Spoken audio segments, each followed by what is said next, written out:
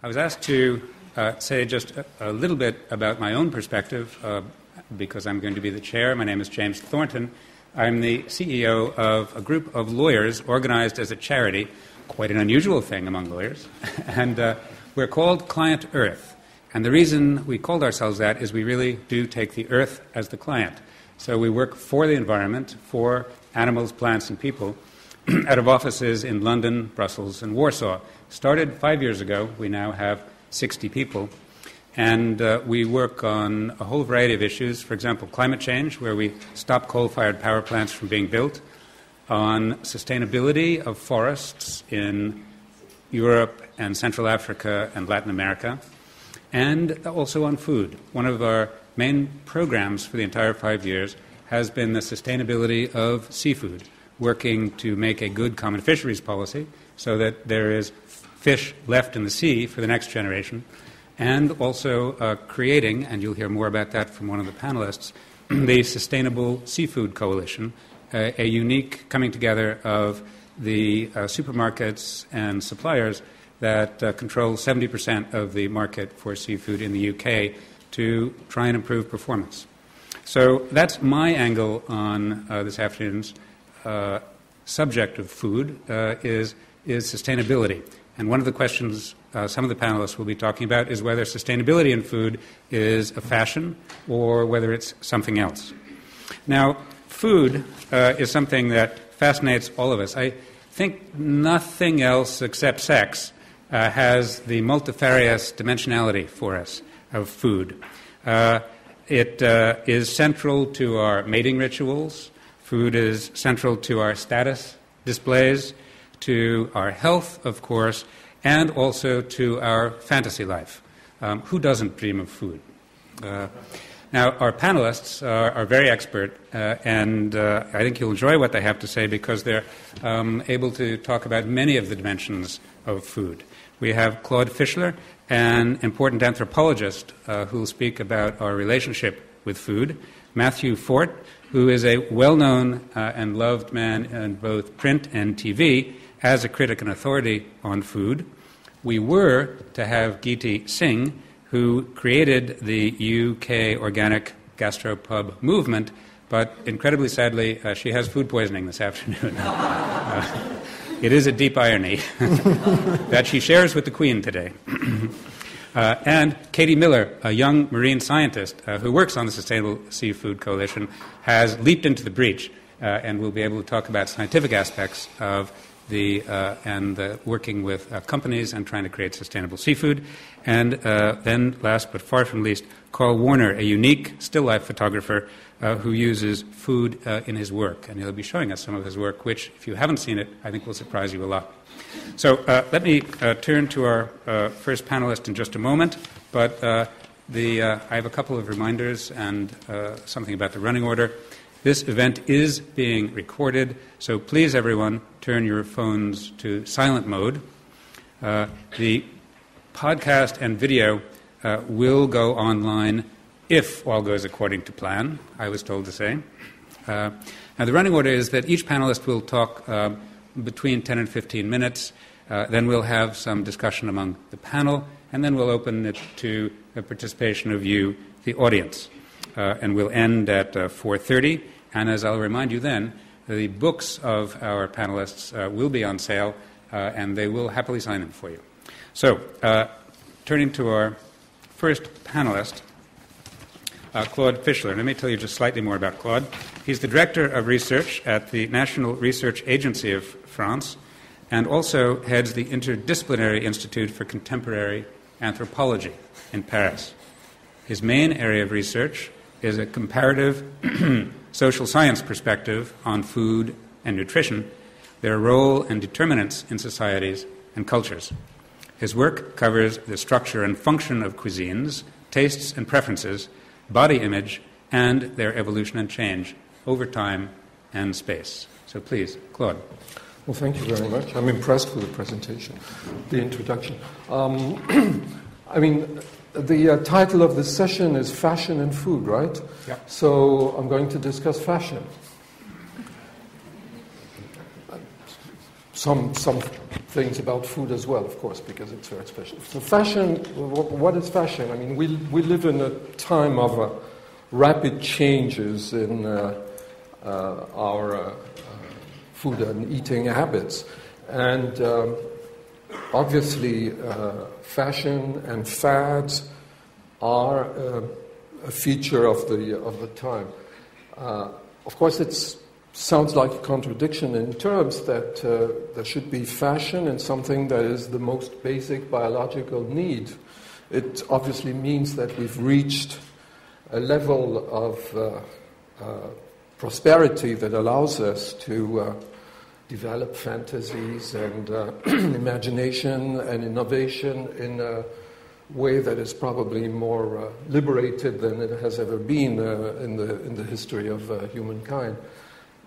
The question is, it's pretty difficult when something changes to decide whether it is fad or actual change, durable change, whether it is just fashion again, or whether it's going to establish itself as part of the stable foodways. And I'm thinking of a number of examples of obvious fashions or fads. I remember that in the 70s that all of a sudden green pepper was everywhere in the plates, in the dishes. Where has all this green pepper gone? I mean, I don't see it. I've seen so-called red pepper, which is not pepper, and all colors and all brands of pepper, but green pepper has gone apparently down the drain to a large extent. And actually, when Nouvelle Cuisine emerged in the 70s, this was the talk of the time. Is it just a fad? Is it just about, so the joke would go, large plates, small portions, and long bills? And also undercooked meat or fish, that sort of thing. But actually, it was really very basic change, and it's stayed, it's actually spread. What was it about? If you look just at the gastronomic part of it, side of it, or the restaurant side of it, you see that it was a very fundamental change, if only in the style of service. That is, instead of bringing dishes to the table and serving guests, you were served plates. And so the cooks and chefs would produce plates, not dishes anymore. So the arrangement, the service, the waiting was all subject to this general process, which is fundamentally the essential change we have experienced, one of the essential changes we have experienced and are experiencing now, which is individualization. Everything about food has become more individualized, not just about food, mind you. Marriage, a number of areas in life have become individualized. You can choose your career, supposedly. You can choose your spouse, and you are responsible and free for choices you make about your food, which is a novel thing, come to think of it. If you look at traditional societies, there's not much space for idiosyncrasies and preferences, and there's commensality, as we call it in the social sciences. That is, people tend to eat together, and he or she, mostly he, who eats alone, is subject to stigma in most cases. Because for a number of reasons, there are all kinds of suspicions associated with eating alone, making one's own choices. If anything, why doesn't this guy eat with the rest of us? Is he eating more than his share? Has he poisoned the food or bewitched something? There are all kinds of suspicions going on. I have an anecdote that I heard recently from a friend, a colleague who teaches sociology in the west of France, and his father, he has an Algerian background. His father confessed to him that there had been another woman before his mother. So the guy says, "But Dad, why didn't you marry her?" He said, "Well, there was a problem with the father." I said, "What kind of problem?" "Okay, he saw me once eating alone, standing up on the village square. Eating alone, standing, is not done. So you wouldn't give your daughter to a guy who behaves like this. So I guess if this rule applied in this country or the United States nowadays, there would be only bachelors. And so this process of individualization goes faster in certain cultures than in others. Global change, globalization, it's obviously global, but it has local modulations and differences. And what I'm trying to say is this: there may be fads and fashion and everything. They can occur either in gastronomy or in health issues. Food fads are mostly, I would say, food scares. And I'm not talking about issues happening currently, but you could think of various issues that keep happening in the last 20, 30, 40 years. And there has been time for, a fad was oat bran. Remember oat bran? A negative fad was, what do they call them? Carbs, they say in the American way. Carbohydrates. You had to flee away from everything that included carbs. And after that, we discovered omega-3 fatty acids. That is about 20 years after having learned that or internalized the notion that fat was terrible, and these sorts of things. But the differences between cultures are very stable. That is the fascinating part. There are differences that we can trace back to the Middle Ages between countries that are only separated by what you insist, the British insist on calling the English Channel for some reason. And, we're just, 50 kilometers apart or something like that, and yet the differences are amazing. Let me give you an example about the stability. If you take the work by historians, by a British historian, Stearns, who has done a history of fat and food, or food and fat, etc. He shows that, he and other historians show that there has been a constant difference in attitudes toward food on both sides of the, of the channel. For instance, as early as the first English cookbook, which is the Form of Curry, I don't remember whether it's 14th century or 15th century, but anyway, it's old. In the Form of Curry, analyzed by French historian Flandrin, compared to French cookbooks and other cookbooks across Europe at the same time, there were more dishes, more recipes in the English cookbook that had sweet ingredients, sweet-tasting ingredients than any other one, except I remember, if I remember correctly, the Venetian cookbook.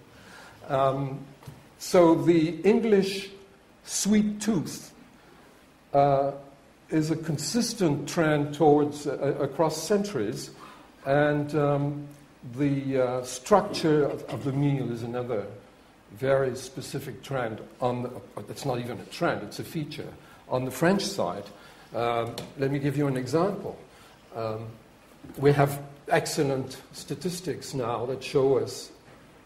We have time use surveys, for instance, both in Britain, in the United States, and France, in which thousands of people fill out diaries about everything they do over 1 day or 2 days, etc., and so on. So we know everything about eating patterns, and a lot, at any rate. So I can tell you this. Every single day in the week at 1 o'clock, 50% of the French are eating. The peak hour is 12:30, with 54.1% of the population eating. Now, if you look at the British peak, it's 1:10 p.m., and there's only 17.6% of the British eating. Okay? And since this is a literary event, I may have a quote for you to show you how stable the thing is. I was not planning to use slides, but I have one I have to read from. There is the French author, novelist, and diplomat Paul Morand in 1930 writes a little book about New York, and says basically that in New York nobody goes home for lunch, people eat on the spot while working, or they have eateries, popular eateries, where for a very cheap price, relatively good quality food is served, meatballs in particular, he says, and people stand in line with their hats on their head, and people in the back are putting pressure on them to eat faster. And Morand writes in a very French way, I mean, looking at the thing with his French cultural spectacles, he says, lined up like animals in a I forget the word for where the cows are, like cows are lined up, etc. Then I have another symmetrical testimony from another witness, an American sociologist writing in the 50s about the French after having interviewed 250 prominent French people, etc. And he says, Frenchmen tend to be rigid in all matters associated with feeding. There is practically no variation in les heures de repas, meal times, of any region, whereas, that's the part I like best, for many non-Frenchmen being obviously Americans, feeding at precisely the same hour each day is associated rather with the zoo. So here's for some deep-rooted cultural difference. The French eat meals. They eat at regular times. They eat together, because if 50% of the population is eating at the same time, it's pretty likely that they're also, for a part, eating together. And we have this verbatim from an interview of this lady. What did you have for lunch? And she says, well, I didn't have lunch. I bought something from a bakery, and I ate it on the street. So that, actually, she didn't say, I didn't have lunch. She said, as we would say in French, I didn't eat. So eating something standing on the street is not eating. She probably went home that evening and told her husband, let's have dinner, I didn't eat today. You see, so eating has to reconcile, has to be, a real meal has to include conditions of time, space, people, structure of the meal. The other feature of the French meal Claude, is that one minute? Yeah. I'm through. That it has to be composed of a number of sequences.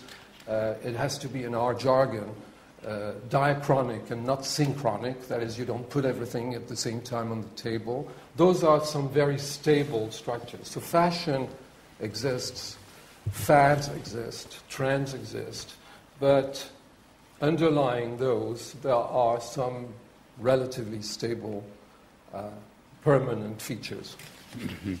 Thank you very much indeed. That gives us, I think, a great framework in which to have our conversation this afternoon. Now, our second speaker is Matthew Fort, who was a food and drink editor of The Guardian from 1989 to 2006. He's written for a wide variety of British, American, and French publications and has won many awards, including the Restaurateurs Association Food Writer of the Year.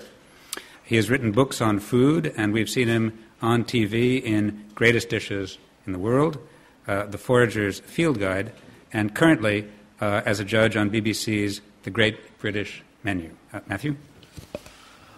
Well, good afternoon, everybody. I'm very glad you drew attention to the importance of food and sex, because they are the two activities without which the future of the human race is doomed. And I have to say, at my time of life, that food tends to be a slightly more dependable source of pleasure than the other.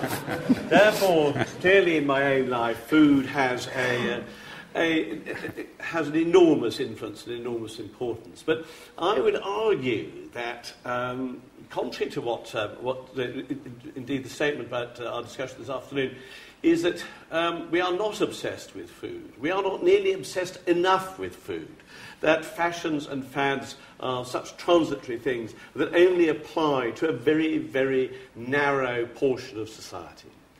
It is true that newspapers, magazines, television, even radio, the internet have all been corrupted by food. Food is everywhere. There is a tsunami of articles, books, programs, blogs, podcasts, anything you like. Food crops up. And yet, this, it seems to me, is a sort of self-defining audience of those people who are interested in food. And it is largely a middle-class audience of not food obsessives, but people for whom food has this form of is a form of self-expression. However, if you look more deeply at the situation, you will see if you follow the history of food in the media since the last war, and indeed before the war, it is actually the history of well-educated middle-class people talking to well-educated middle-class people. Food, in fact, is a form of social exclusion. If you do not know the difference between balsamic vinegar and malt vinegar, you're not part of our club. If you do not know the difference between extra virgin olive oil and diesel oil, goodness gracious me, we're not going to be inviting you around to our home. Absolutely not. And if you look at the panoply of our food heroes and heroines from 1945 onwards, Elizabeth David, Jane Grigson, Claudia Roden, on television you have Rick Stein, you have Jamie Oliver is a slightly difficult point to argue, but they are in fact, and indeed myself, and I wouldn't put myself in their league at all. These are all people who have been to university, who read books, who have a command of their subject matter, and who talk to their own tribe. And that means they have been excluded from this this happy paradise of food lovers, really the large percentage of the population. And the indication of that is, the consequence of that is, it's all too evident for us today. We have an epidemic of obesity, particularly among children, overweight, obese children. We have the rise in type 2 diabetes, in heart-related diseases, still the largest, diet-related diseases, still the largest killer in this country. Is this really a sign of people for whom, those delis in Aberystwyth or pop-up restaurants in Rugeley in the Midlands, or gatherings of like-minded souls to discuss the new season's olive oil in Hull? It seems to me that all the available evidence suggests that indeed that for most people's food choices are dictated not by fad, not by fashion, not by passion, but by necessity. Indeed, if I could just quote, in the last week, this seems to me to sum up, in a sense, the true situation of food in this country, because it was uttered by Sir Michael Wilshaw, the Chief Inspector of Schools. And in his advice to people who want to be governors of schools, he said, "Too much time is spent looking at the quality of school lunches and not enough at maths or English." It doesn't seem to occur to him that it doesn't matter what qualification you have, it's not much use to you if you're dead by the time you're 42. That food is, in fact, is utterly critical to the well-being of both individuals and of society, but this is simply not recognised either by the media, which is, let's face it, entirely metropolitanly based. I mean, if you want to look at the range of food writers, people who write recipes, the people who write restaurant criticism, the people who commission these people to write about restaurants and recipes, the people who commission programs in television, where do they all live? They all live in London. London, this idea that the whole country is a wonderful pullulating mass of pop-up restaurants, of farmers' markets, of merry get-togethers of right-minded people, is entirely the imagination of people who actually have absolutely no contact with the country outside London. So far from being the obsessed with food, as I think it's all too easy to think that we are, I would say that food has become simply the product, really, of social pressures. Now, these social pressures go back to the last war. It was during the last war that women escaped from the tyranny of the home, of looking after children and cooking for their husbands, and went out into the fields and factories. And at the end of the war, were they going to go back there? No, they weren't. Were men going to go and take their place? Oddly enough, they weren't either. So in the immediate post-war period, you had a disorder in society. At the same time, various other things started happening as well. That the retailing, that supermarkets began to take control from the late 1960s onwards. The control of supermarkets is an inexorable rise because they actually meet the people's needs in terms of people who want to work and who only want to shop once a week. The shopping, the once a week shop becomes the pattern. At the same time, you have convenience meals, ready meals, becoming, the technology begins in the late 1950s, and again you see an exponential rise, which goes on to this day. This country has the largest penetration of microwaves of any per family of any country in the world except for America and Japan. And at the same time, increasing expectation in the rise in the standard of living, of which incidentally food is not really a part, requires two people to go out and work. I'd be interested to know how many people in this room have a partner and both of them work. And in order to sustain, they pay the mortgage, pay for the holidays, pay for the white goods, pay for the cars, pay for travel, pay for all the luxuries, indeed even pay for the food. And so, these two things, it seems to me, is that there is absolutely no way out of this. That while we may talk about food, while we may think about food, while we may know much more about food than our parents and our grandparents, the amount of the level of interaction with food, and the amount of food that we actually cook, the number of times we sit down and share food with one another, is actually diminishing. And I'm afraid all the available statistics suggest not only is this the case, but is increasingly so. So while we admire the French, who sit down with such regularity to eat their meals, and dare I suggest that is a vision of French society which belongs to the past, a country where I'm afraid that rather like it's going to be going down our route towards eating meals at your desk, or certainly not sharing food, or also cooking ready meals, of which actually there's always been a great tradition in France. The pâtissier, the shops that sell all those delicious dainties that you pass with your nose pressed up against the window.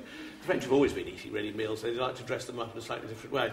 But I think that these are forces which unfortunately are endemic in modern society, and there's absolutely no way out. So food, fad, fashion, frivolity, yes. In the final analysis, in my view, is that food really is far too important a subject to be taken seriously. And that is the problem. We take it so seriously, we forget about the means of communication. We forget about those people who are excluded from the passions that we serve, and that those are the people to whom we should be, in fact, directing our thoughts and our language, and possibly social engineering. That's about it, really. That's I lob a few hand grenades into the placid waters of the meeting, and we'll see where that leads. Well, I think if you'll allow me upon Matthew, that you've given us quite a lot to chew on. I couldn't resist. Now, our next panelist is Katie Miller. Katie is a marine scientist, and she focuses on sustainable seafood. And she is the advisor to the British Sustainable Seafood Coalition, working within Client Earth. Katie? Thank you. Well, this is certainly an interesting topic for me. And the thing that I think that I've realised is that I am one of these awful people that follows the fashions. I love all that stuff. I love going to the trendy bars and, eating the most popular foods and hanging out in the cool places. Excuse me. Is it possible to get Katie's mic turned up, or for you to speak louder? People are having a little hard time. It is on. Yep. It is on. I can see there's a red light. There we are. Can everyone hear me? Oh, great. Thank you. Thanks. Is that better? Can I? Hold it up. Okay, then you'll see me shaking, though. That's all right. You'll do fine. So this is a topic that interests me anyway, but what I want to come and tell you about is that I believe that sustainability isn't just a fashion, because and I'm going to give the example of the Sustainable Seafood Coalition, if we, for example, eat all the fish in our sea, then there won't be any for our children and their children to eat. So it's not just a fashion, it makes good business sense. So we need either to think about it ourselves, or we need the people that we buy our fish from to think of it for us. And so that's kind of where our work on the Sustainable Seafood Coalition comes in. We're a coalition of businesses which was founded by Client Earth 2 years ago, and it's working towards a vision that all fish and seafood in the UK that's sold is from a sustainable source. So it started 2 years ago. There was a few things that were happening. One of them was Hugh's fish fight. So everyone's probably heard about it because it's just been on recently again. But 2 years ago was the first one. He was focusing on discards. So he particularly sought out Tesco's. I don't know if anyone saw this, but he sought them out and kind of almost picked on them for saying that they weren't doing enough and they were sourcing from the wrong people.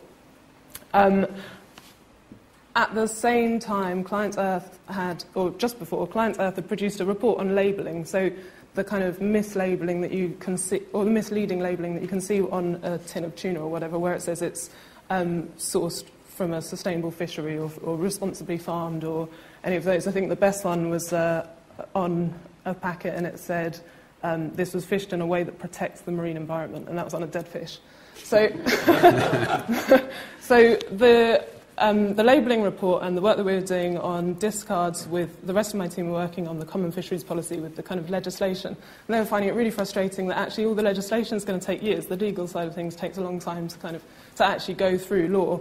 So we wanted to find a solution, and we set up the Sustainable Seafood Coalition with lots of the big retailers at the time, and Hugh's Fish Fight were part of it as well. And the aim is, well, they all sat around a table, and I think the biggest thing to take from this is that it's a load of competitors. So we've got all the major retailers sitting around the same table trying to agree on something, and they want to create these voluntary codes of conduct where they all have a minimum kind of criteria that they will all adhere to, and they're all going to adopt each of the codes that we all produce.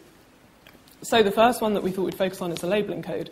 And the aim is that when you go into any of these shops, so whether it's Tesco's or Waitrose or M&S, and it says that it's sustainably sourced, then it's going to mean the same thing in each of those places. And that's been quite a challenge. So the first code was the labelling code, and it's been going on for 2 years, and we're just now at the stage of signing it off. And that's because they are competitors. So one member might say, actually, I really think sustainability should mean that it's, for example, MSC certified. Whereas another one would be like, well, actually I take really good precautions, and I think that this lower level should mean sustainability. So there's been it's been a long road. And the good thing is for the consumers that when it all gets implemented, it's going to be really easy to make a decision and to go in, because they've agreed to just use the terms responsibility or sustainability. So responsibility is where, for example, it might not be from a sustainable source itself, but it's a kind of reflection on what the business is doing towards it. So they might be engaging in a fisheries program or something. So where the fishery isn't sustainable in itself, it's much more important, we think, for the retailer to use their leverage. Like you said, there's 70% of the UK market that's covered here. So we want them to use their leverage to improve that fishery so it becomes sustainable. We don't want them to just drop the whole thing and that those people are still going to fish those fish. So then that's the first code. And the other code that we're working on at the moment is the sourcing code. So we want these retailers to also work together to think about what they're sourcing before they get a chance to label it. And I haven't mentioned as well, it's not just retailers in this. We've also got the processors, the suppliers, and the food service involved. So we're trying to spread it over all of the fish industry to get a really good result. And the difference with the Sustainable Seafood Coalition to some other kind of government-led coalitions is that this one's unique because it's the businesses that are doing it. They're all sitting around the table and saying what they want us to do. So we... sorry, I've just gone blank suddenly. I'm just going to wrap up there. We're about to release the labelling code, I was about to say, and it's going to be available for public feedback. So if you want to look at it, at the moment it's all kind of in legal jargon. So it's actually, it's taken me a long time to get my head around it. And all of our lawyers, Client Earth, as James mentioned, is mainly lawyers. And then there's a few of us scientists kind of saying, well, it doesn't really make sense. You can't just use the legal terms. And then the lawyers tell us that we have to use the legal terms because it's law. And then we say it's not law because it's voluntary, and it all goes on and on and on. And then we do the same with the retailers. And so we're going to have a public feedback consultation in which there's the legal kind of the code, and then there's the kind of friendlier version in which my mum's going to understand. So we'd like to hear everyone's feedback, and that's going to be in the next month or so. So if you kind of keep in touch with Client Earth, we'll be keeping people posted about that. Is there a website? Well... That's a loaded question. We do have a website that we're writing at the moment. So at the moment, the SSC is hosted on Client Earth, but we're having a website that will be called the sustainableseafoodcoalition.org. And the code and the website will come out at the same time, so we're trying. So we can go there. If we want to read the code, we go on to... It will be on there. Client Earth. Yeah. ClientEarth.org will get you there. Mm-hmm. Yeah. And thank you, Katie, particularly for being willing 3 minutes before this event to agree to come on stage.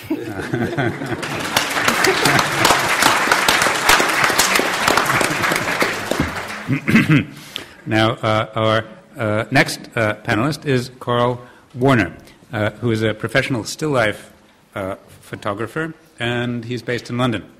Over the past 10 years, Carl has been developing a body of work making landscapes out of food.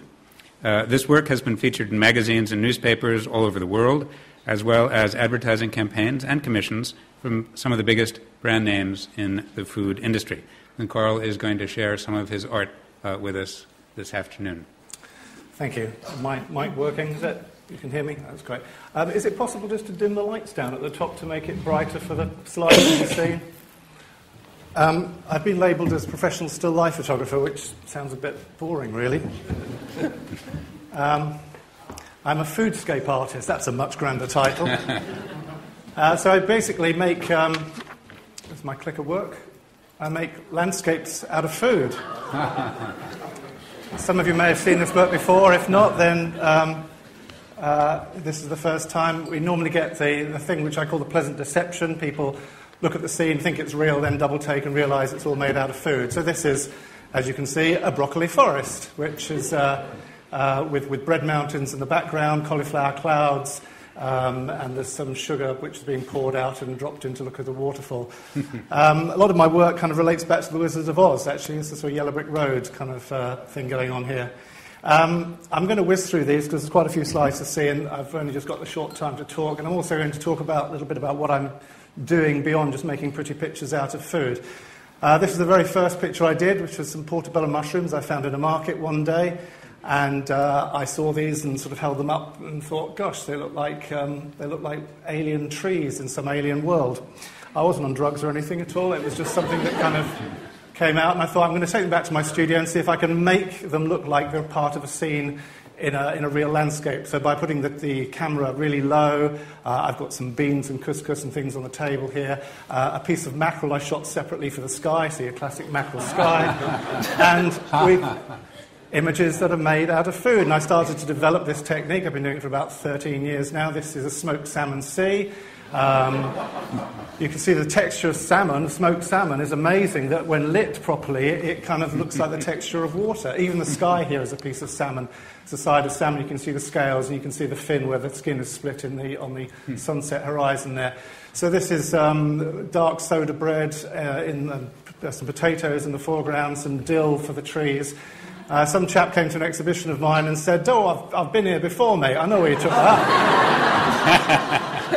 I don't know why he was from up north. There's nothing like I'm from Liverpool, so I shouldn't really kind of... And he said, that's taken in the Algarve. He said, I stayed at a villa just down the road from there. I know exactly where you took the picture.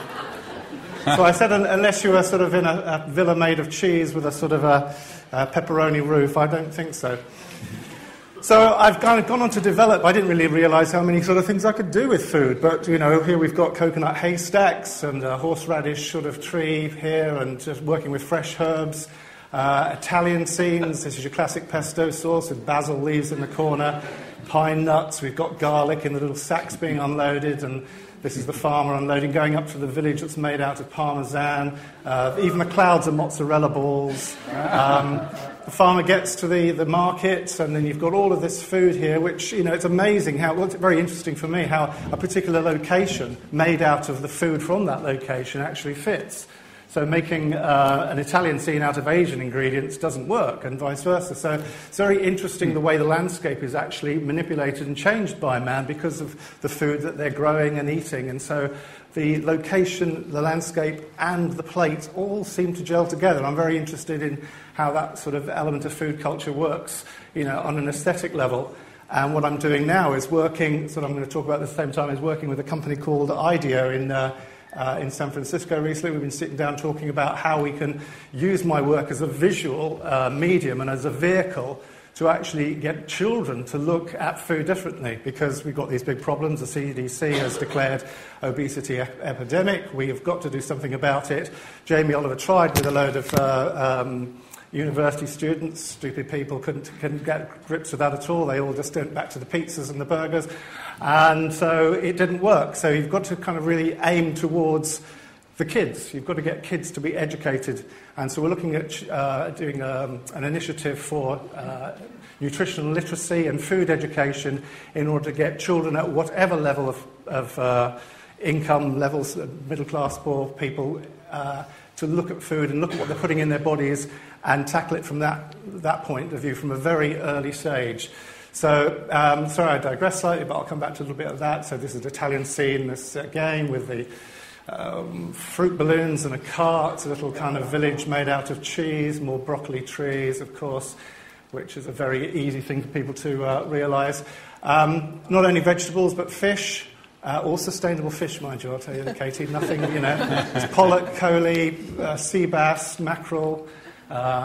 This is a Swedish kind of scene that I shot for a company called Findus, who do seafood products. So this is a little archipelago as you get on the Swedish coastline there, little kind of huts made out of seaweed roofs and red peppers. This all starts out from a creative point of view. What I do is I come up with an idea, or I'm approached with a brief or whatever. I've done books, so I've done my own things as well, but I come up with a drawing and the client sort of says, oh, I like this one, whatever. And then we start off in the studio with a load of tin foil on the table. We had a camera crew there, as you can see that day from Reuters. And I've got a couple of narrows on the table, which I start playing around with. I work with a team of model makers and food stylists who help me build this. Very smelly day in the studio, as you can imagine. I lost my sense of smell about 5 years ago after a bang on the head, so I don't have to suffer that problem anymore, which is quite good. You can see the scene building up, laying down these fillets of herring into form waves, and me looking a bit puzzled at whether this is actually going to work or not, and the client's looking all at me, client getting equally worried of the thousands of pounds they're spending. So here we can see us laying all the fish out to finally get to an image which, put into Photoshop, give it a little bit of a blue hint and tidy up some of the bloody edges and bits and pieces, and you have a landscape that's made out of fish. Not only fish, but meat, vegetarian nightmares, Parma ham for mortadella, your speck, all different kind of things. So I've just found that I've been able to use food like a painter uses paint on a palette. So there's me at work with salami and stuff. It's a bizarre thing to do, isn't it? Yeah. So they haven't locked me up yet, so I'll keep going. An Asian scene of everything here is the boat is all that looks like wood, but it's all kind of bits of licorice roots and various roots and things that they use in Asian cuisine. The little fortune cookie on the left there looks like a piece of carpet folded up. Obviously, that's an American invention. But pak choy and kei choy for the sky and for the sea. It goes on. Celery forest, undersea worlds with dragon fruit as fish and yams floating through the surface there. You can see that, by the way, that the surface of the water is actually a sheet of glass. There's us loading the sheet of the glass in. There's my model maker, Paul, who's a bit of a rough diamond, as you can see. And then we're chopping the yams off and then putting the chopped off bits on top of the glass so that we're creating this underwater scene. And the dibbly-dabbly glass looks like the water, or the action of sunlight through water. So you create this underwater illusion. And again, all of this is food. And we come back to as a picture. And you can see how kids really jump in on this and just love it. And, thankfully adults too. So it sparks the imagination. If you get kids to think differently about food and change their relationship with food, I mean, a pile of chips with tomato ketchup on, kids go, yum, yum, yum. But I could make that look like a pile of fingers after a dreadful road accident. Kids would look at we'd look at a pile of asparagus with Parmesan shavings and a dribble of balsamic vinegar and, Matthew, but, go yum, yum, but kids will go yuck. So why do they go yuck? They're going yuck because it's an aesthetic thing that's been inbuilt by advertising and lots of other things. So we can tackle these things visually and aesthetically and change their relationship with them, get them to be more adventurous. If they see asparagus and think, oh, they're rockets in one of Carl Warner's pictures or one of these vehicles that I can't talk too much about that we're looking to do in the States, then it becomes a different kind of animal for children to respond to. The beauty of food and be excited about it and want to try it, hopefully, and want to engage with it and see what's going on with it, and then perhaps look at cooking. Some of our earliest childhood memories of food are the things that kind of dictate a lot of how we feel towards food. And I think I'll come up, if I've got a quick bit of time. 5 minutes. 5 minutes, yeah. Sorry, okay. So London skyline here, pretty obvious. Yeah, what can I say? Billy Connolly made out of food. Billy was actually made out of haggis for his face. He's got neats and tatties, little parsnip nose, potato hair, and a bacon and asparagus jacket. Somebody then told me that Pamela Stevenson turned him into a vegetarian. I don't know whether that's true, but I think he's going to be pretty upset about finding himself made out of haggis. The great Giuseppe Archimboldo, who's heralded as the sort of founder of surrealism, really, was back in the 16th century doing portraits made out of food. Mm-hmm. So this is my little sort of homage to him. I done a couple of books with an American publisher, so I did some American scenes, again the drawing, and then the actual thing. You can see the bread. This is, again, the Midwest, so it's beef and cereal, so we've got beef jerkies for the telegraph poles. We've even got a big slab of ribeye steak for the sky. Can you see that? Ooh, yeah. And then you've got the bread and the cereals and some mushrooms for tyres and things like that, all set up in another one little sort of cowboy scene.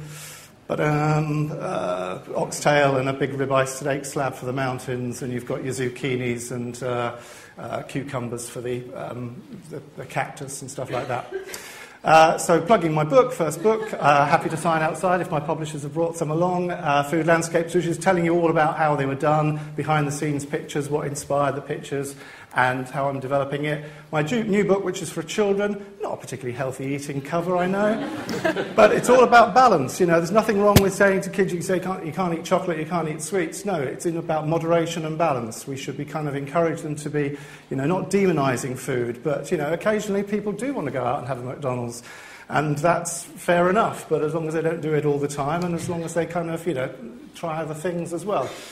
So, Candy Cottage, this was on the BBC One show, the One Show with Phil Tufnell, the great art critic, came along to interview me and film me doing this work. Little garlic village here, ice cream. I mean, it's endless. The chocolate train. I had a chocolate train when I was 5 years old. I just wanted an early food experience, and I had a chocolate train with Swiss rolls and bits and pieces.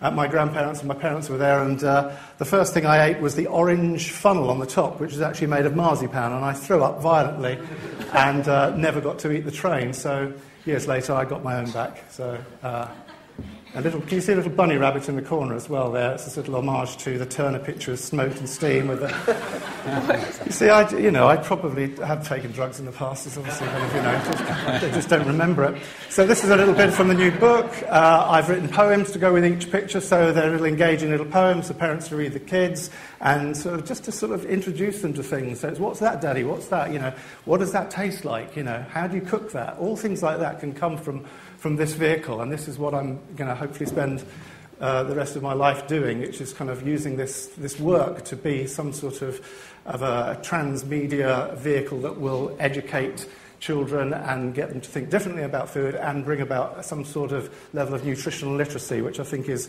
sadly lacking, and it overcomes the middle-class problem, I think, that Matthew was talking about, and gets kids at all ages and all walks of life getting interested in food. And if you can do that from an early age, by the time they grow up, they can be doing this with their kids. So plugging my book again. So that's me.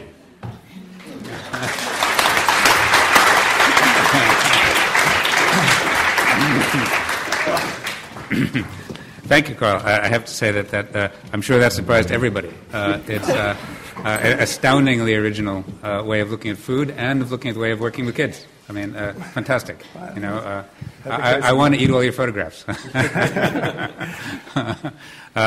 Maybe since you raised the point of communicating with kids about food, to ask the panel a question of for everybody about how we communicate about food. Matthew raised it as well. Everyone raised it, really. But if we now have certain food fads going on, and perhaps the wealthiest in the society are eating more healthily, but over 60% of the population in this country as adults are obese, how do we communicate better about food? How do we get a discussion going about what's really important so that we move towards health rather than obesity, towards sustainability? What should we be doing? How should we be communicating? Matthew? Well, I think the sad fact is that most people learn about their relationships with food, to eat and to cook, from their parents. And if their parents don't do it, then who will they learn from?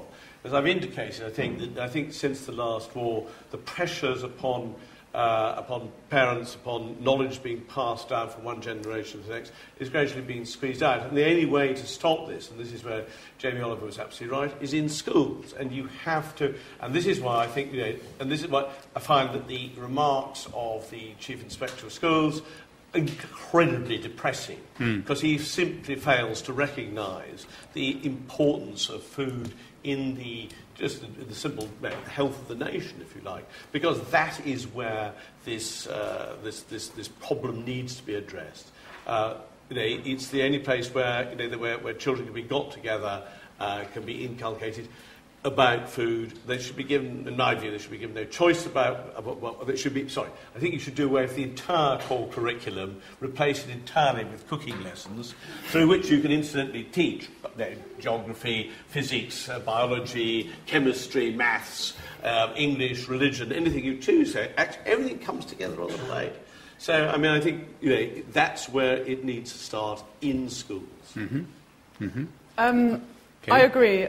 But I think for some people, and I'm going to talk about fish again because I am quite obsessed with them, fish are just quite difficult things to think about anyway. People don't like to cook them. The government are telling us to eat 2 portions of fish a week, but how do you do it and what do you eat? So one of the things that we'll be working on with the members of the Sustainable Seafood Coalition coming forward will be getting them to kind of communicate in a kind of coherent way. So obviously, again, they're competitors, so they're not going to all say, why don't we all eat coli this week? But there will be some sort of strategy where you can go into a restaurant and you see that the special of the day is, for example, coli, and then you go into Tesco's and you see that they've got an offer on coli, and then you see on our website or through the Great British Chef's website or whoever it might be that there's lots of recipes that make it kind of much more achievable. And so I think it's kind of got to be a kind of an approach coming from all angles. And for kids, it's so important that they get that from somewhere, so whether it's school or the parents or whatever. But also we have to remember that adults don't have it, and we're the ones that are living now, Where did you get it from? How did you become impassioned with fish? Well, I like living fish. You mean you don't eat them? Yeah. I eat some, but I must admit I didn't eat fish till I was about in my 20s. But you were swimming with them. But I swam with them, and Yeah. I learnt scuba dive, and I worked in the diving industry, and I don't think we shouldn't eat fish. I think we definitely should. It's just that we need to do it properly so that we can carry on swimming with them. Mm-hmm. Fair enough. Claude, on this your perspective on this education, how do we get beyond mere fashion and have a serious discussion? Well, okay, education. I have two questions for Carl. Question one, was Archimboldo an inspiration to you? Yes. Obviously, right? Yeah. But the difference is Archimboldo was painting. He wasn't using actual food, and you are. And my memories from my childhood in the 50s and the early 60s is when I would draw stripes on my mashed potatoes, some adult would always come and tell me, one does not play with food.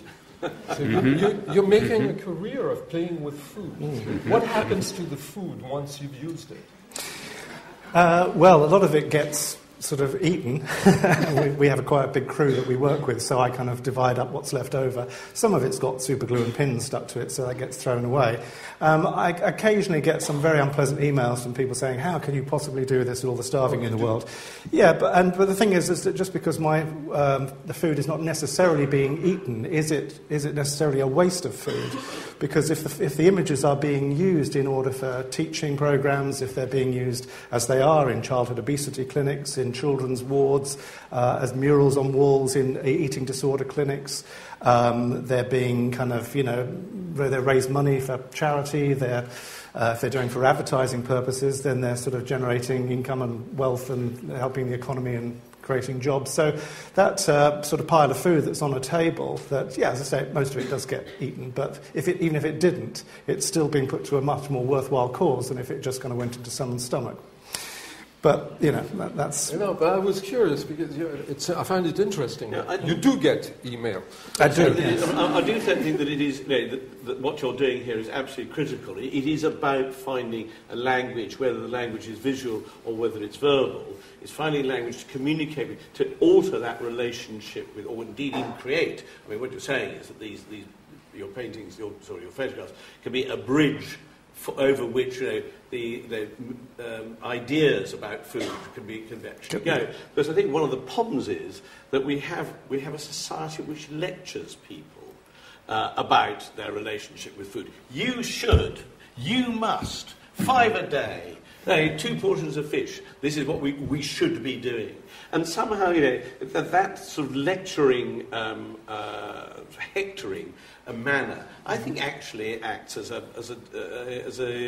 deterrent to some people. There was some very interesting research done some years ago about whether people in what used to be known as the lower socioeconomic groups understood the healthy eating message, and if so, why they didn't abide by it.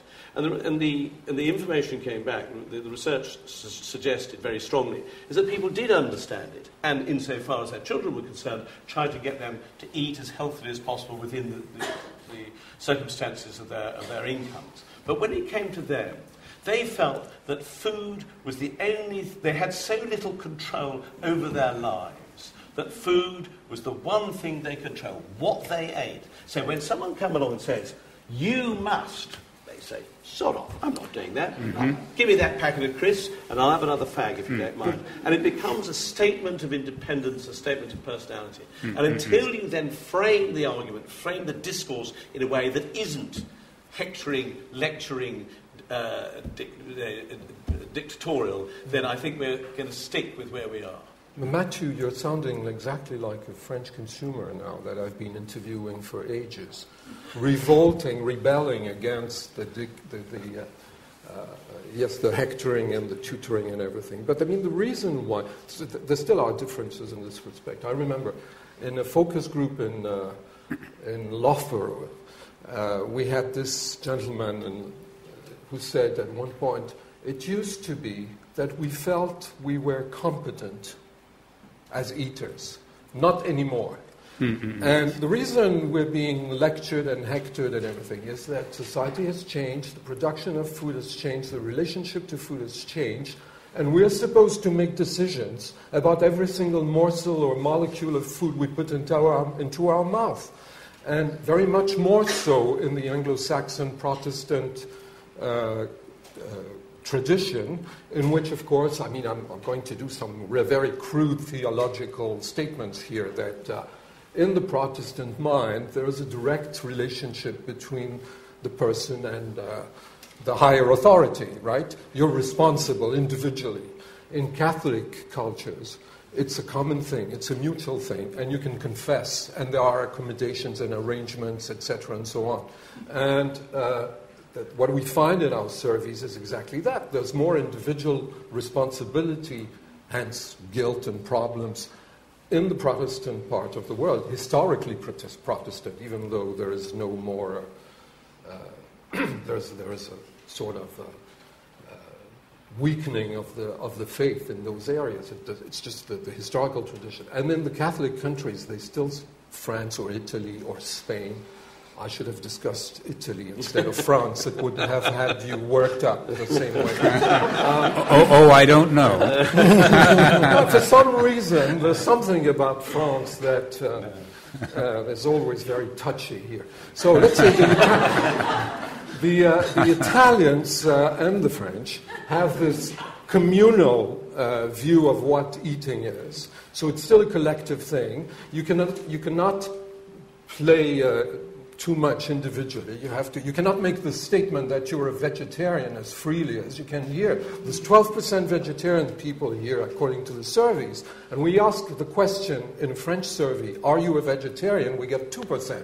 Now, if we ask, agree or disagree with the following statement, I tend to abstain from eating meat, then we get 10%.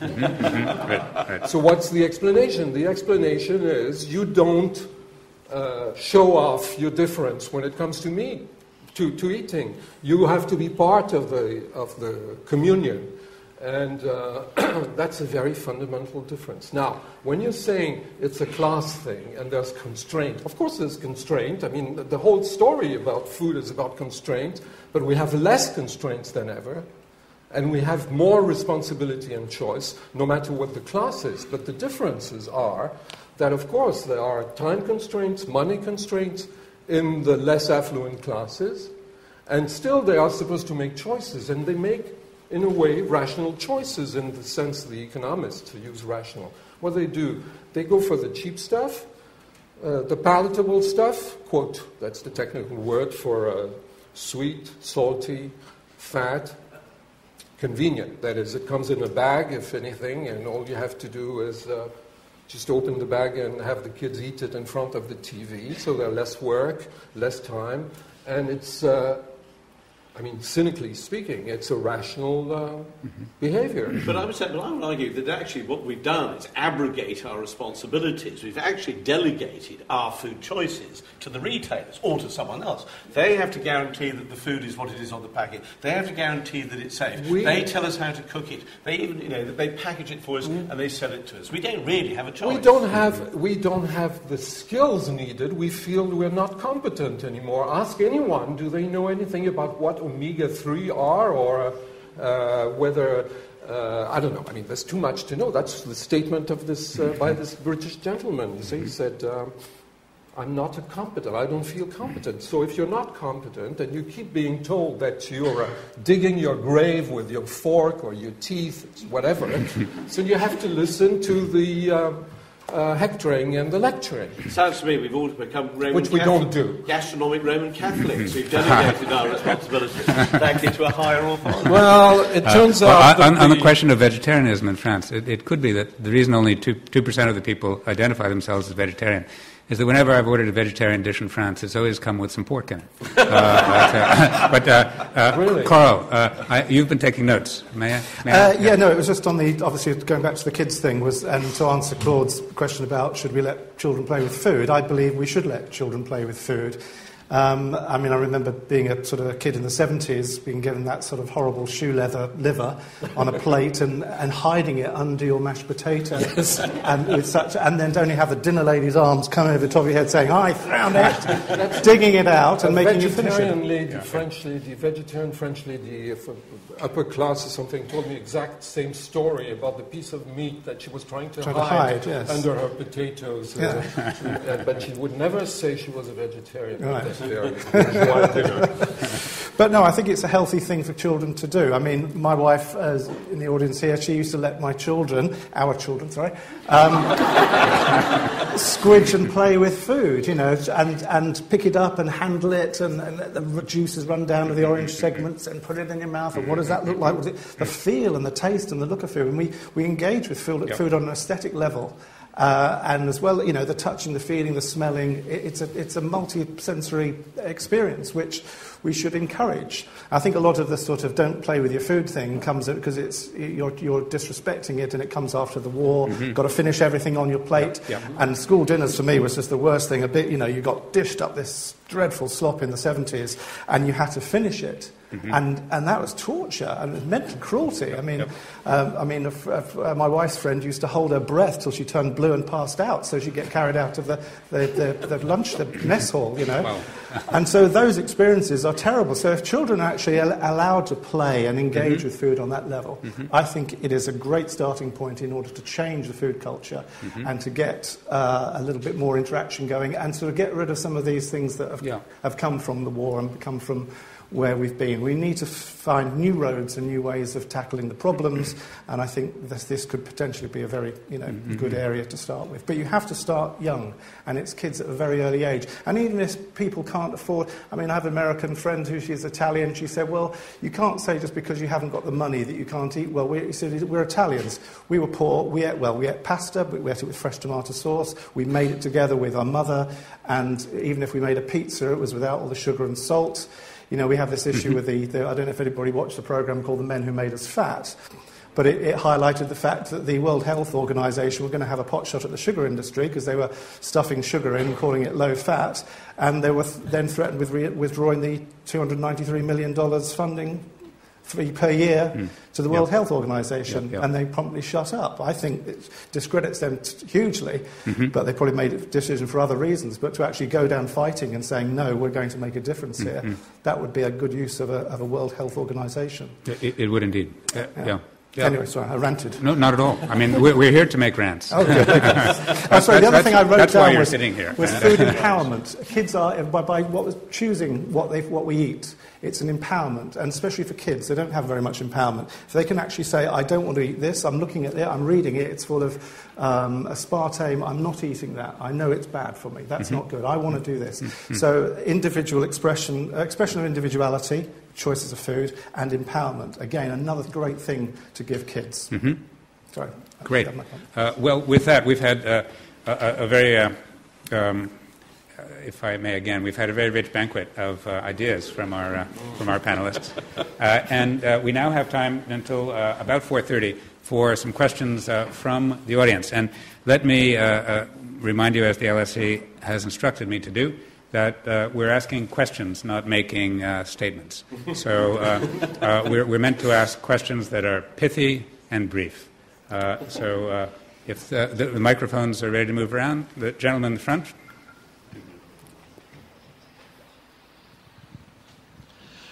I shall put this in the form of a question. Is it possible that in speaking about how parents and schools can educate children, that we are ignoring the biggest single source of information that children have about food, as about everything else, which is the media? And it's not even television even more. It's their cell phones. And the most highly paid child psychologists in the world are those that are being paid for and employed by the food industry now to tell them how to manipulate not only children, but their parents as well, to go along with it. it is like trying to reform the politics of an Italian village that's actually being run by the mafia. Mm-hmm.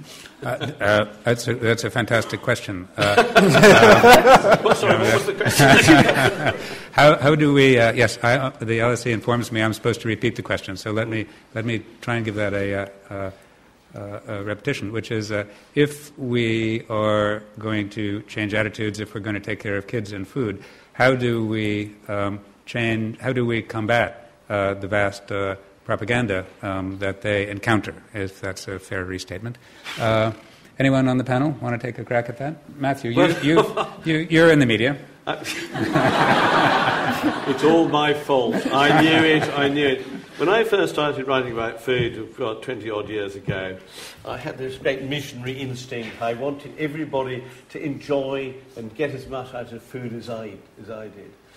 And 20 years on, I realised that I'm pushing water uphill with my nose.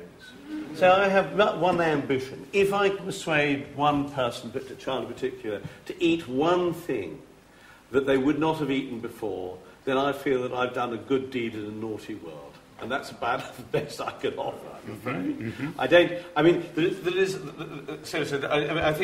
that the commercial interests are so colossal in terms of keeping us in chains to basically processed foods, that the only organisations which have the power to resist that are governments. And governments simply aren't in the business, frankly, as you can see from Sir Michael Wilshaw, of actually doing that. So I'm profoundly pessimistic about it. In the end, it's down to us. We can make food choices. Carl's right is that that individuals should take responsibility. But how you encourage that process, I'm afraid I can't give you the answer. Well, I'm profoundly optimistic about the project I'm involved with, because it is a transmedia initiative. So children engaging with apps on their phones or internet portals or the TV. The TV has just become one small segment of things which kids are now ignoring, and they're not interested. They've got their laptops and their phones are much more engaging for them. And gone are the days when Matthew and I were little boys, it was kind of 4 channels to watch and everything could be, you could target your audience very clearly. So yes, you have to see where children are looking and you have to see what they're engaging with and then give them something which is an interactive teaching module that's not sort of didactic, that's just kind of engaging them and let them explore and really get involved in it. And as a form of expression, as a bit of art, there's lots going for it, and there's some amazing ideas that we've got to actually kind of implement those initiatives. Okay. Someone the man in the middle there?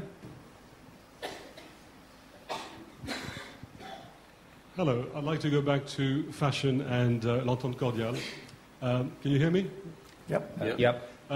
As a Frenchman who's lived here for more than my life, I'm always surprised by the fundamental difference in interest in food between my British colleagues and my French compatriots.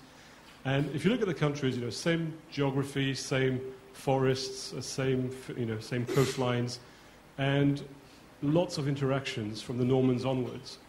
Can we get to your question, please? So the question is, was there ever a time, in terms of history or anthropology, when the two countries had similar interests in food, and then outside religion, which has been already evoked, where did that branch out?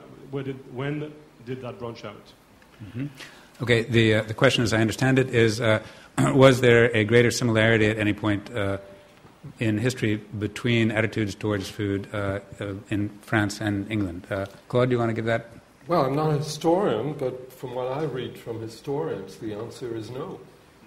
There must have been one point in 1066 or so, but basically, if you read Stephen Menel, if you read Stearns, I mentioned, you find that the differences are constant, that on the one side, it's about thrift, good housekeeping, and then later on health. And when we run our comparative studies, Paul Rosen, my American friend and colleague, and I, we have a British, American, French, several nationalities, even Japanese, etc., it always comes out very different. And along the same differences, there's more interest in the taste with the French than with the English-speaking countries, let's say, with differences between Americans and English, and British, of course. But basically, let me give you an example.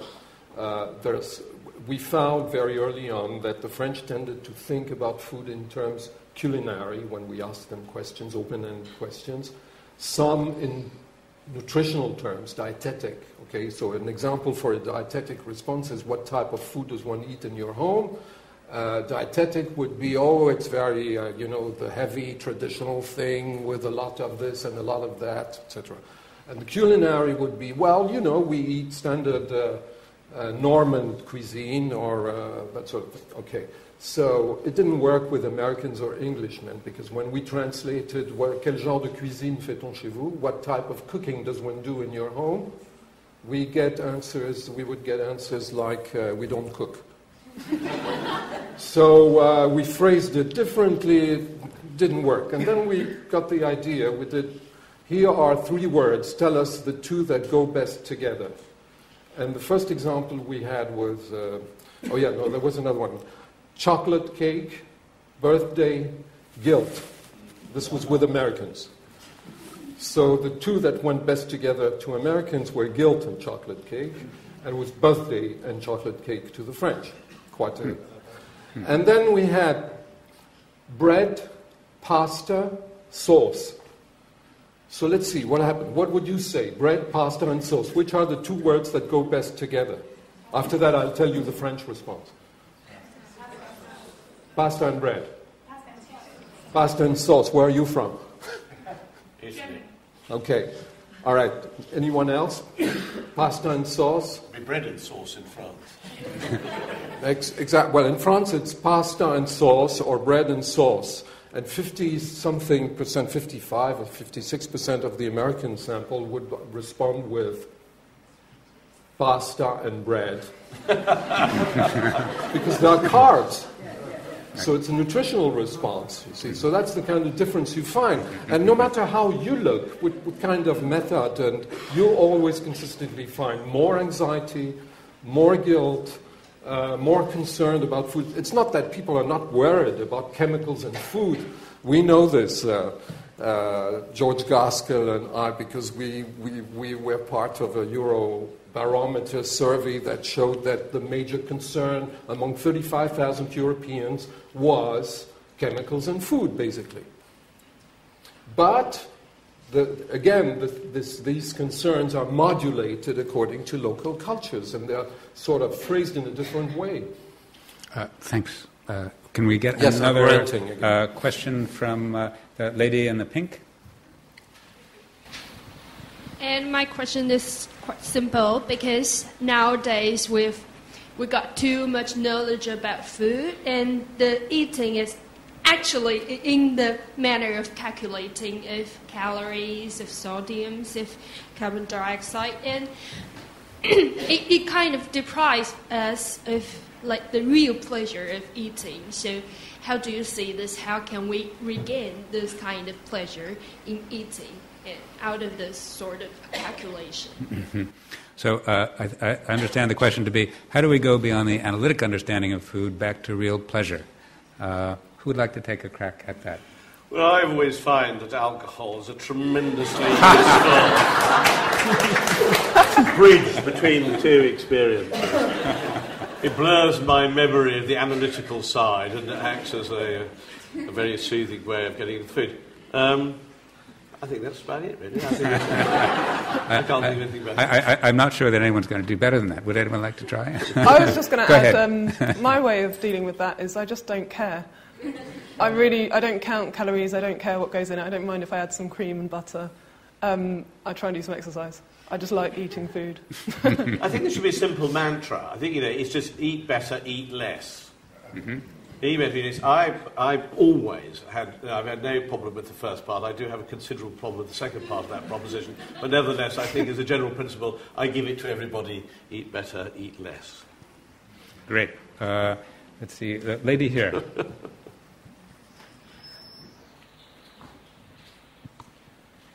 My question. Yes, fine. Yeah, it's okay. My question is about food and tourism, actually. Do you think that has become fashionable as well? And I'm especially wondering whether like this whole eating together and commensality in France and Italy is contributing to this. I missed a word. To what? Eating together, commensality. Yeah, it contributing to like the Italian France becoming way more popular for food tourism. Oh, food tourism. Okay. So, the question of food tourism, and what is contributing to it, and is it a good or bad thing? Well, was it about commensality? Because that's one of my favorite topics. Okay. I think the question was, is that what is appealing to people when they do food tourism to Italy or France? Well, I don't know about that. Yes, it certainly is appealing, but the fact is that, all right, let me put it in a very crude way. Countries that eat more together commensally in meals, spend more time eating. I have some beautiful slides I could have shown you about this.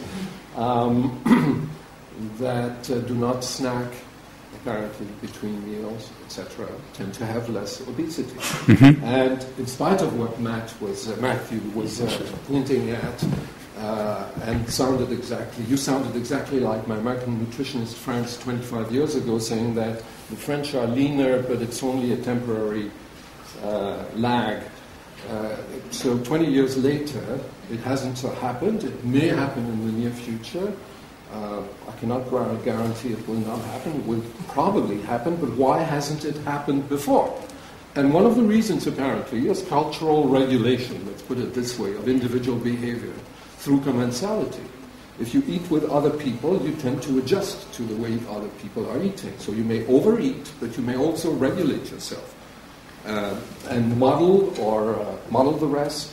You're not going to make a pig of yourself, obviously, if the rest of the group. We know, for instance, that if you put an obese person with lean people at the table, he or she will eat less. If you put a woman with males or a male, she will eat less. That sort of thing. And we know also that in other situations, people together tend to eat more. But basically, this has not been studied yet by nutritionists, and I think it's an interesting way of looking at things. Tourism, or not tourism, but commensality. You were challenged. Do you have a response, Matthew? Well, I'm sure it's true of adult French and adult Italians, but the fact is among children, you're beginning to see increasing signs of obesity among French children and Italian children, simply because they don't eat together, they eat on their own, and also they're not taking as much exercise as and they're also, because both parents are going off to work, increasingly having to feed on ready meals. I think it is changing. It's changing much more slowly, but I do believe it's rather like a fist being gradually unclenched. That the power of social pressure and the power of retailing, the power of homogenisation and globalisation is extremely difficult for societies to resist. And I'd like to think there was a counter power, but I can't actually see it at the moment.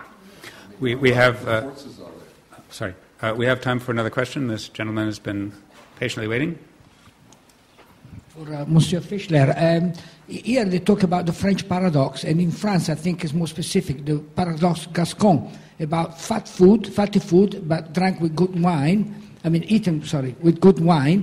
And what is the latest research on that, please? And then if you can add in about cheval, I will be pleased. Thanks. Okay.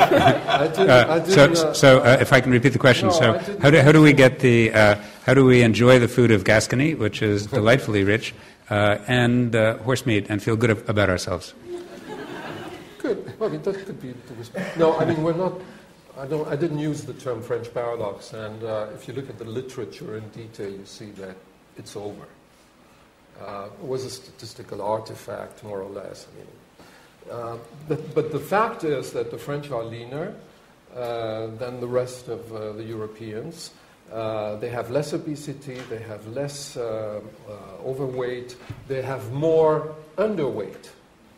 Interestingly enough, that isn't often mentioned, except by the lady who wrote French Women Don't Get Fat, which happens to be true, because we have, again, more underweight is 18.5 BMI or less, and that's part of the diagnosis for anorexia nervosa. Mm-hmm.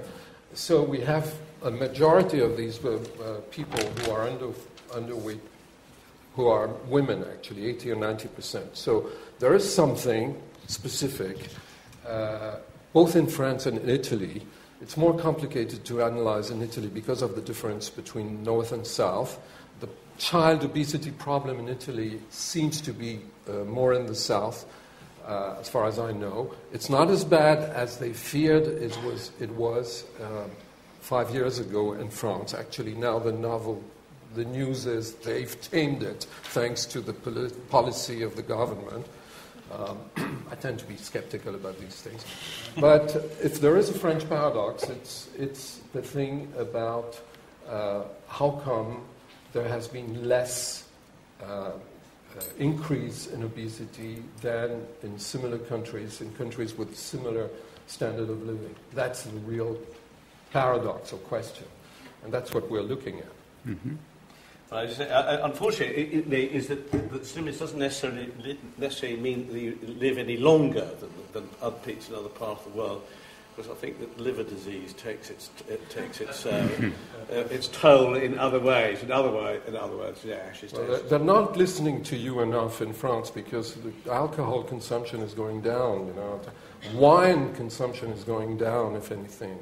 The number of total abstainers of wine is increasing across generations, which is reassuring and worrying at the same time.